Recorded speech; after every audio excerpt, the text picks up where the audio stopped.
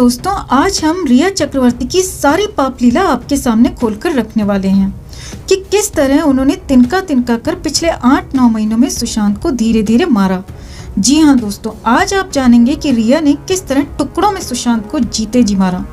जैसा कि आप सब जानते हैं कि रिया ने अपने पूरे करियर में कुछ 7-8 फिल्में की हैं और सभी की सभी फ्लॉप फिल्में दी हैं। तो रिया एक सुपर फ्लॉप हीरोइन है जो सुशांत की जिंदगी में आ गई थी और अब उनका मकसद था सुशांत के पैसों पर ऐश करना।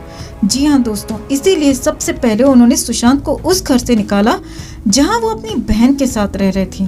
वो एक बहुत अच्छा मकान था, एक बड़ा सा घर जहां वो मुंबई में अपनी बहन के साथ रहा करते थे। लेकिन रिया ने ये कहते हुए सुशांत को उस घर से निकलवाया कि यहाँ कुछ नेगेटिव एनर्जी है और फिर वो भी सुशांत के साथ नए घर में शिफ्ट हो गई। यहाँ सुशांत के मैनेजर सिद्धार्थ पिठानी भी उनके साथ रहते थे।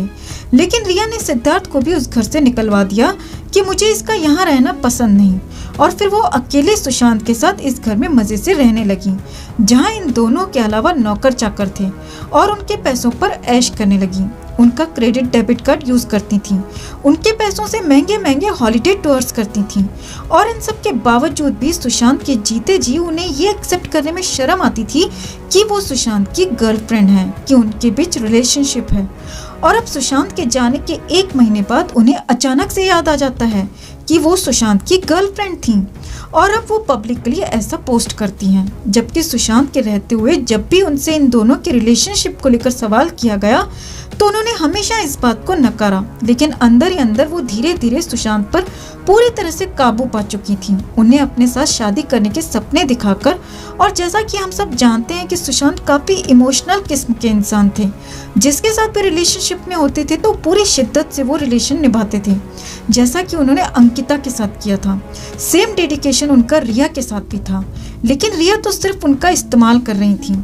इसी बीच रिया उन लोगों से जा मिली दोस्तों जो सुशांत को पहले से ही परेशान कर रहे थे, उनके दुश्मन थे जैसे कि महेश भट्ट।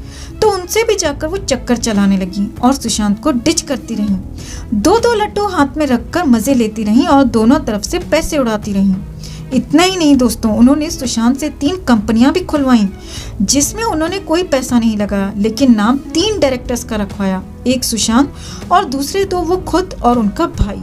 और फिर धीरे धीरे उनका मकसद था सुशांत को पागल साबित करना, इसलिए वो उन्हें डिप्रेशन का शिकार बताकर डॉक्टर के पास ले जाने लगी और फिर पूरी तरह से उन्हें छोड़कर चली गई। अब तक के मेरे सबूतों के आधार पर ये हमारा अपना ओपिनियन है दोस्तों कि इस तरह से धीरे धीरे रिया ने सुशांत को बर्बाद किया। हालांकि हम गलत भी हो सकते हैं, मगर जिस तरह की चीजें निकल कर आ रही हैं उससे हमारा आकलन कुछ ऐसा ही बैठता है रिया को लेकर।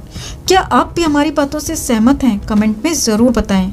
हाँ, एक सबसे बड़ा सवाल और जो हमारे मन में रह रहकर उठ रहा है वो ये कि जब सुशांत की कंपनी में रिया और उसके भाई भी 2 डायरेक्टर्स थे तो रिया के भाई से अब तक किसी भी तरह की कोई पूछताछ क्यों नहीं की गई?